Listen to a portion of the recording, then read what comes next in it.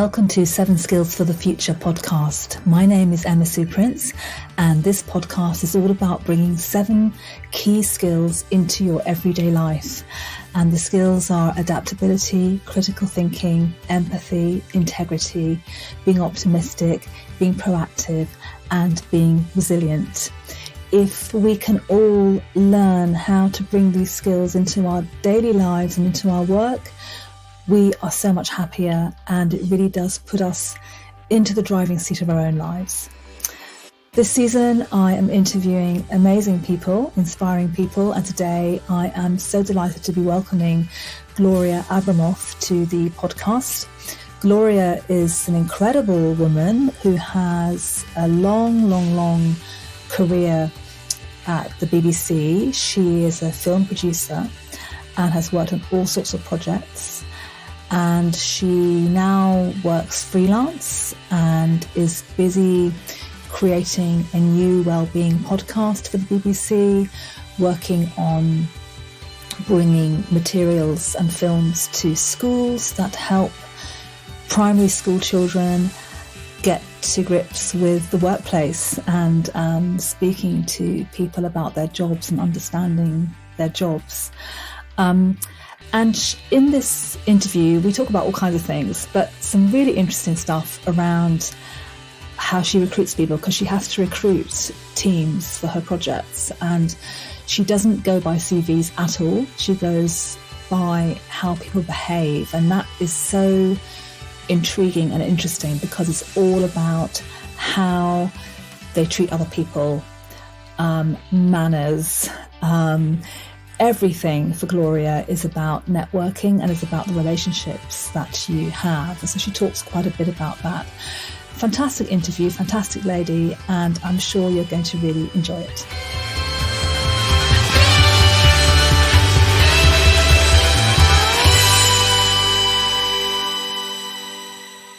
I'm delighted to be welcoming Gloria Abramoff to our show today. Thank you so much for coming on the podcast. Pleasure. So Gloria, you do lots of different things. Could you just tell us a little sample of some of the things that you're working on and some of the things that you're doing? So I run a production company called Tonic Productions. We've been operating for probably the last 10 years. We make content primarily for the BBC, but also for global corporates and global foundations stroke charities. So for the foundations and charities, we make films. But for the BBC, who are our main client, we make podcasts. So at the moment, I'm the series editor of a 10-part series called All Hail Kale, which is sort of a gonzo journalistic look at the health and wellness industry. That's going to be published in January. That's our second series. I'm also execing, which means I'm the executive producer of a 4-part series in Mexico and Poland, where we're looking at how Me Too has had any impact in either of those countries. Both those countries are quite strict Catholic countries, and whether when women become a lot more empowered or their roles develop and change, how that impacts on men. This is the second time we've done that. We did the same in Lagos, Delhi and North Carolina last year. Documentaries go out on the World Service, the BBC World Service in January. Tight turnaround. I'm going to Mexico in a few weeks' time. I'm not going. The team are going. And then we're making a 1-hour documentary for BBC World Service on stories of purpose and whether companies have a social purpose. And should companies have a social purpose, and what does that mean? So those are the kind of media things that I'm doing. Alongside that, the project that I'm most keen on at the moment, but don't tell my colleagues, is a project called LOUD, sort of an acronym for Live Out Your Dreams, which is a pilot project commissioned by the Department of Education. We're making films for Key Stage 2 primary school children to give them a sense of the relationship between the curriculum and work. I remember at school doing history and maths badly, English, and having no idea why I was doing this. So it's a pilot, so we're making 20 films. Each film will have a child from the age of between 9 and 11 interviewing a young professional, and interviewing a young professional in a job that they're particularly interested in, whether it be an astrophysicist, a vet, a plumber, a chef, a tree surgeon. So the reason why we're doing this is they're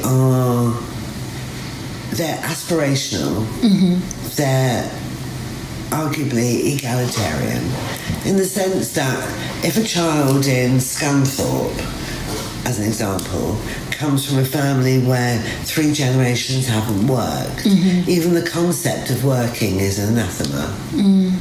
So the chance of him or her, and I hate to talk in any kind of homogenous way, but let's just stick with that example. The chances of him and her being inspired to do anything are very unlikely, and that's often because they're not even shown the opportunity. They don't even know. So we are making films to show the range of work opportunities, but not just work. It's about something that your passion. It's about the 7 essential skills, or for Skills Builder, it's the 8 essential skills. Yes.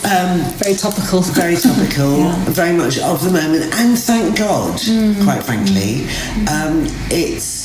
So within the films, and then the supporting teachers' notes and discover and do sheets, we'll be developing those skills and the conversations that teachers and parents should be having with children. Just sort of going back to skills, what's really interesting is that me as an employer, so I employ production teams. I employ several production teams. I'm employing producers, researchers, artists, journalists, broadcasters, on-air talent, off-air talent, writers. So, I specialise in the creative industries. But I have always been the slightly unusual employer in terms of, because of my own experience, that I don't even really look at CVs. So I'm just not interested in an Oxbridge first. And a lot of times I'm not interested in the rhetoric that you read on CVs. So what do you look for? Oh gosh, this is so random. I just go on instinct. Okay. And I think I have the right to do that now in terms of my experience. But I've always done that. I don't look for somebody who mirrors me. I look for, because I'm often appointing a team, so I'm looking for complementary skills. I've screwed up terribly in the past because I can be seduced by warmth and kindness and charm, so I've learnt not to be seduced by that. But I'm looking for listening. I'm looking for manners. I expect people after they've seen me to write to me and say thank you for seeing me, and I place, that's a sort of a metaphor really, but I place a lot of emphasis on how people behave, not what they say. I could easily say to somebody, I love you or I hate you, meaningless. How I behave towards them is far more important. So I place a lot of emphasis on behaviour, and also I tend to give people a month's probation so I can observe. We can't always do that because you might just be in a 3-month production, so you haven't got time. But if it's a long production, so recently, sadly, I had to let somebody go in the middle of a production because it just wasn't working. And I think I was seduced by, I want to give this person a leg up, I want to help them, they're young, they're a millennial, they're our target group in the All Hail Kel podcast that we're doing. the health and wellness one I was telling you about, that was a mistake on my part, because sometimes you don't have the budget or the time to help develop somebody. If you're going to do that, you've got to put real good systems in place, and you can't set people up to fail. And I think I sort of failed there. So, yes, and you were talking about warmth and kindness and being seduced by that. Can you say a little bit more about that? Because if somebody is warm and generous and shows empathy, does that not indicate ability to listen and manners as well, or how does that fit together? In the work that I do, so much of it is how you conduct relationships. So because you're interviewing people, you are trying to encourage people to be interviewed, you're encouraging people to tell you their story, you're encouraging people to be quite candid, you're encouraging people to open up and be authentic. So how you get to that point and how you behave towards them is really important. So just in terms of the kind of people that we're getting to be on the programmes, okay, so how you behave towards that, how you make that phone call, how you write that email, how you record them in the way that you are with me today is really important. What's also important is how you sell your program idea. So the relationship with the commissioners is really important. So relationship management for me is sort of key in so much of what we do. I remember when I was at the BBC, and I was at the BBC for 30 years as a senior manager, although I trained as a social worker. Long story how I ended up at the BBC, but I ended up at the BBC because I specialised in community work, and I thought that, this is like in the late 70s, I thought that by working at the BBC I could pick up a microphone and tell everybody to meet me at Trafalgar Square, and there'd be some kind of community action that I learned very quickly. It's not what you do, but I could see quite early on that the media played a really important part in social change.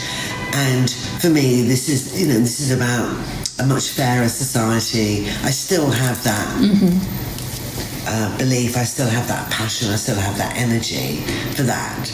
I ended up at the BBC for 30 years.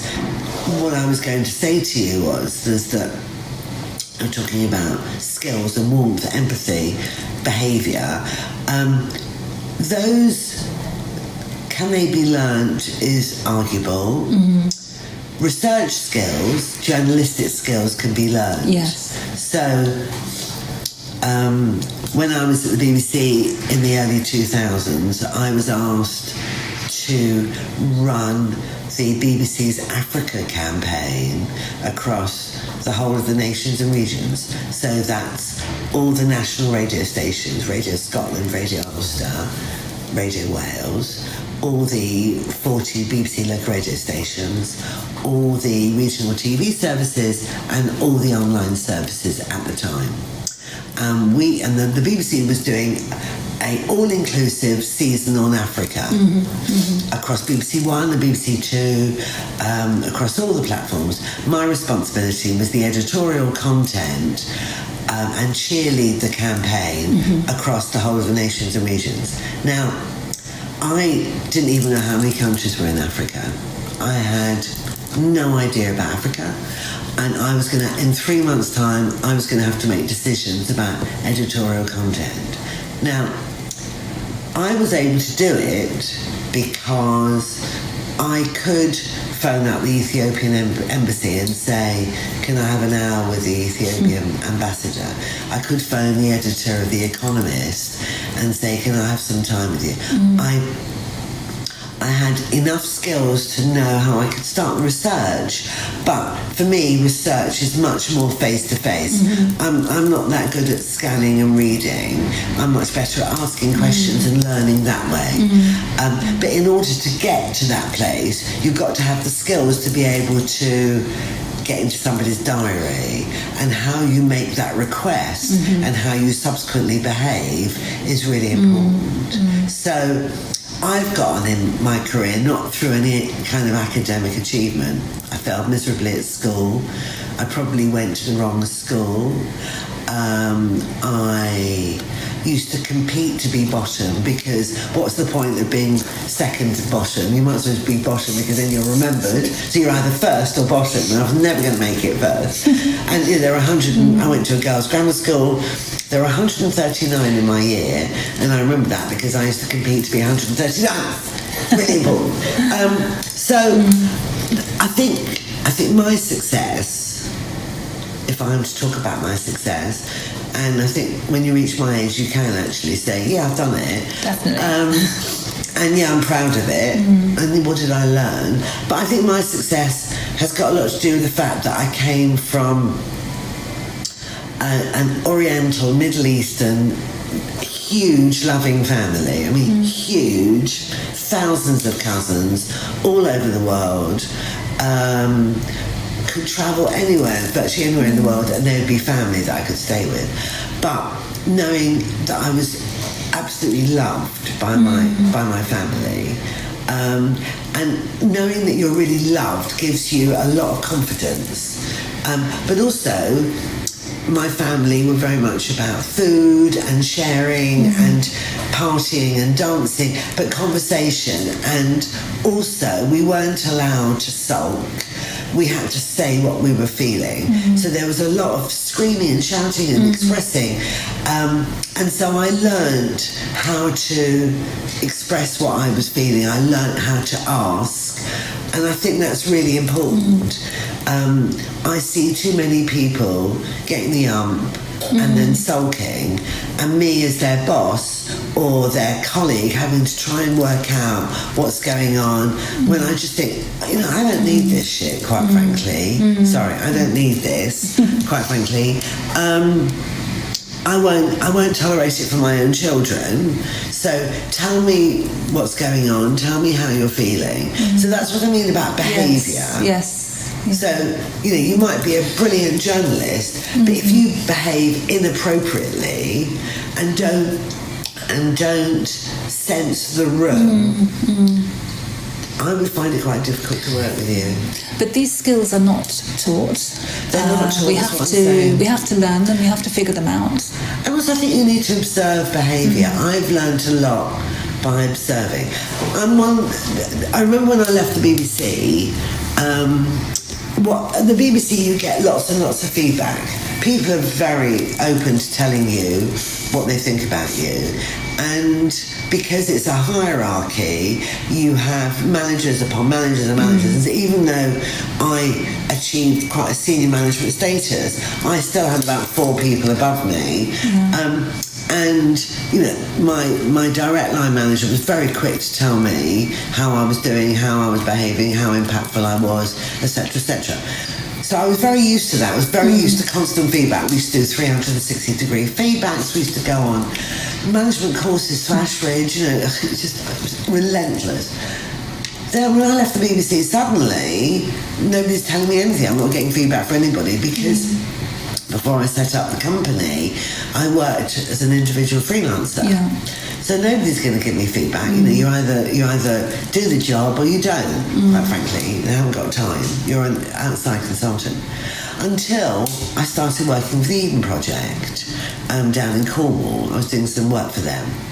And I got to know Tim Smith very well. So Tim Smith, who runs the Eden Project. And I used to go to meetings with him, and we were pitching for money from the big lottery, and which we eventually won, for the big lunch which we put together. And I remember once saying to him, we met at Paddington Station, we were going back down to Cornwall, we were having a cup of tea in Paddington Station, and I was about 2 years out of the BBC by then, and I said to him, you know, I never get any feedback, I don't really know how I do, you know, how do you think I do as a consultant? And he said, you talk too much. He said, you need to sometimes just stand back and listen and observe.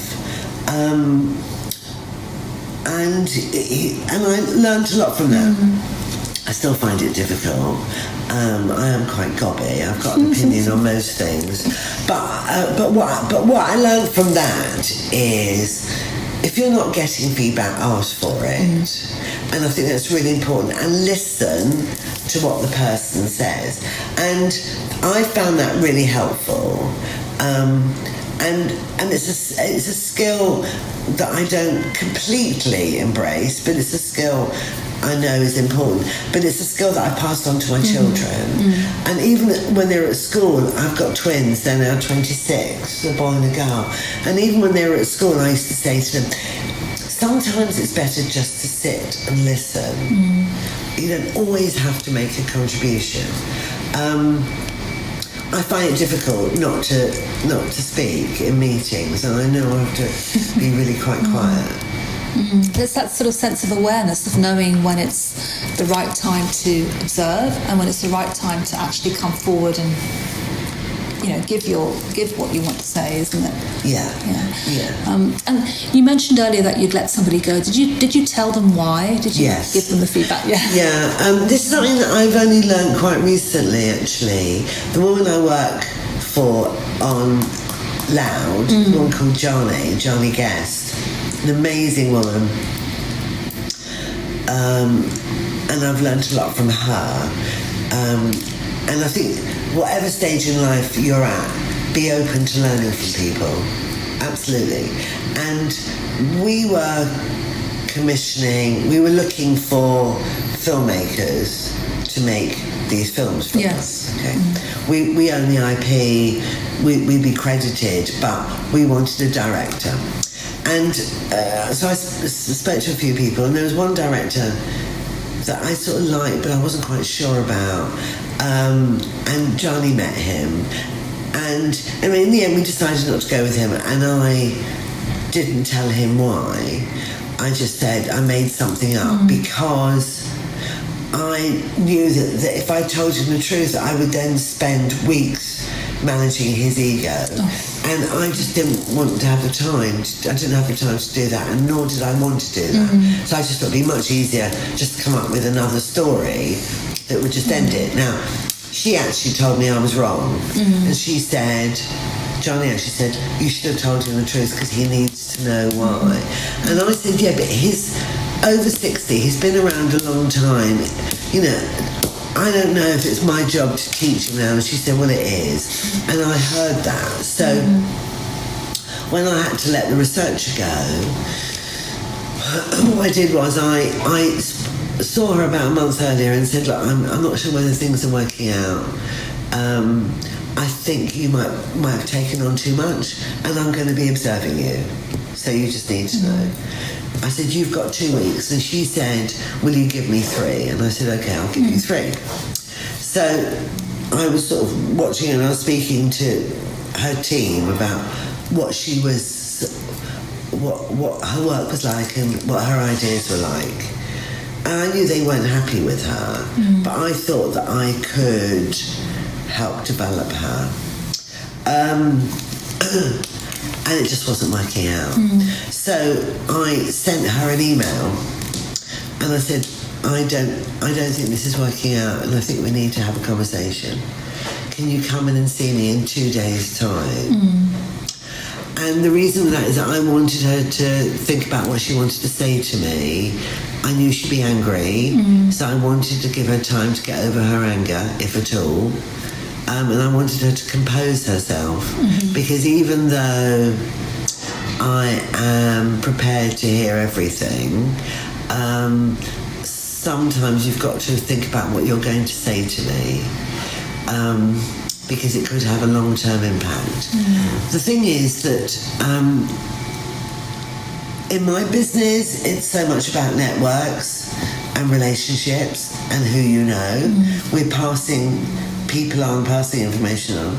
Now, if somebody is rude, angry, inappropriate with me, as much as I will understand where they're coming from, and often it's misdirected, and I'm prepared to accept that and understand that, and I've been through this many, many, many times. I used to hire on-air talent, so when you're dealing with that level of ego and have to fire on-air talent, so totally get the bruising of the ego, totally get the feeling of abandonment, totally get the feeling of rejection, get all that. But if somebody's really rude to me and inappropriate, it's then quite difficult for me to advocate for them further down the line. So I always give people a few days to think about it so they can just manage their temperature. So by the time they get to see me over what is often a difficult situation, they've thought this through, and they've also thought about how they're going to talk to me. That's a really good approach. I like that. So giving them an opportunity to reflect. Yes. And then also what I said to her was, how do you want me to tell the team that you're leaving? So what would you like me to say? Because she's starting out in the business and it's her reputation. Yes. And I don't want to damage her reputation. So it didn't work for me, but it could possibly work for me in a year's time when she's a bit more experienced. Yes. It could work for somebody else whose needs are very different. Yes. So I'm not in the business. I will not damage somebody's reputation. What's interesting talking about reputations is that the BBC recently appointed a senior commissioning editor in a particular department. I'm not going to give you any more information on that because I don't want to identify that person.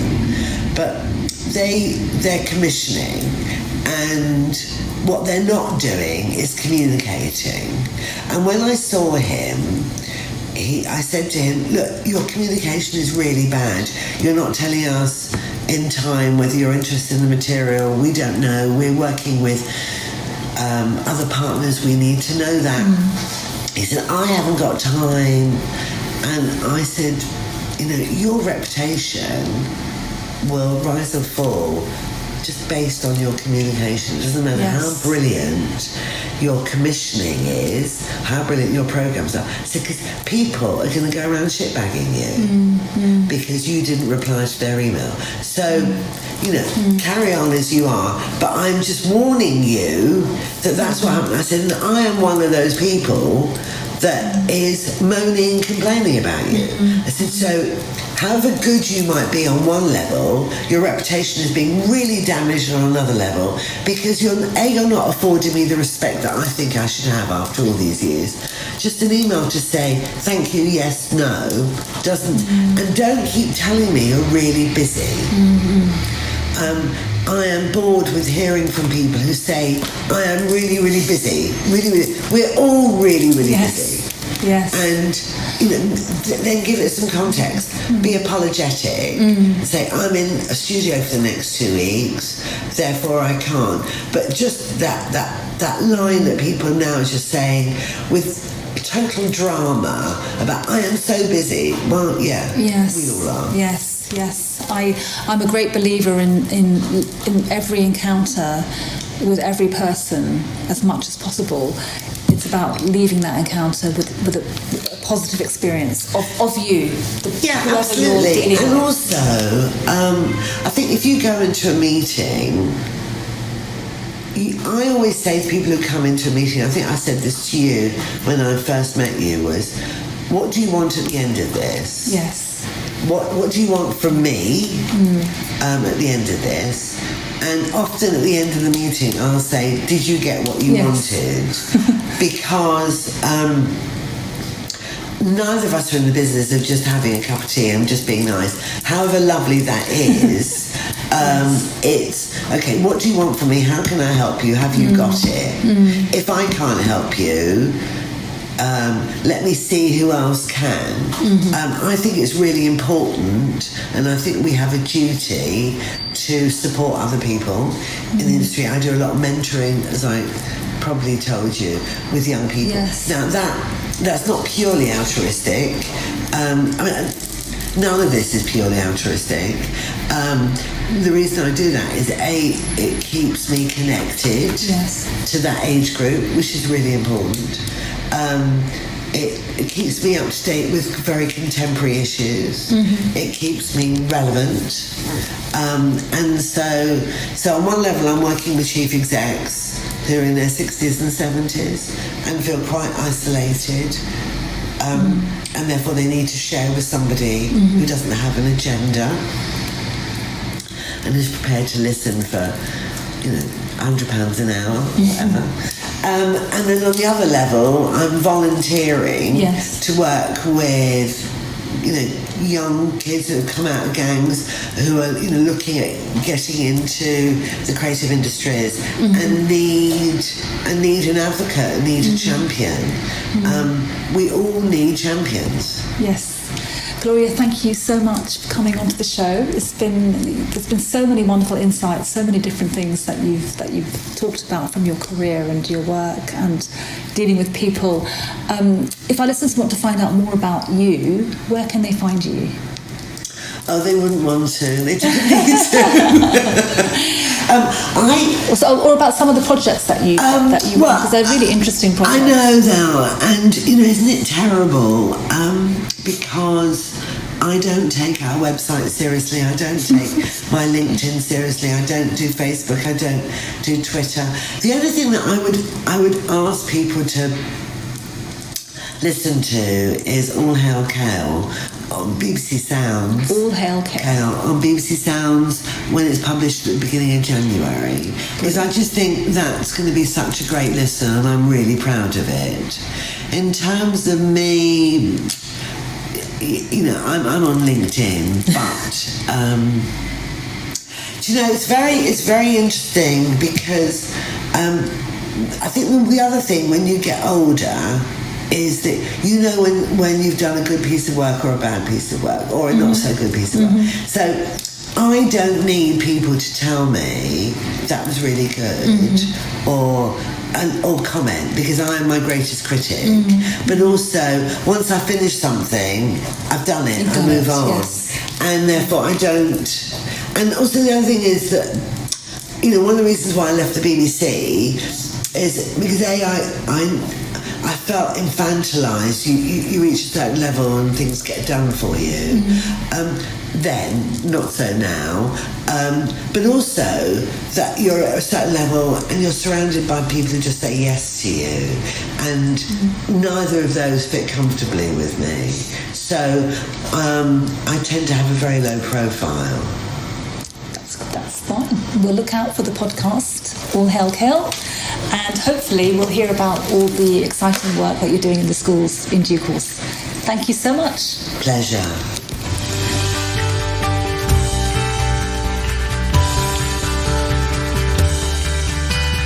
Thank you for listening to this episode of the 7 Skills for the Future podcast. You can find all of our episodes on Apple Podcasts, Spotify, or anywhere where podcasts can be found. If you want to make sure that every new episode ends up on your phone, all you need to do is hit the subscribe button. And while you're there, why not give us a 5-star review so more people can find out about the show? If you'd like to stay in touch or send in one of your questions for Emma Sue, then go to Unimentor on Twitter, 7 Skills for the Future on Instagram, or at unimentor.com. We'd love to hear from you. And of course, there's the book, 7 Skills for the Future, available at booksellers everywhere.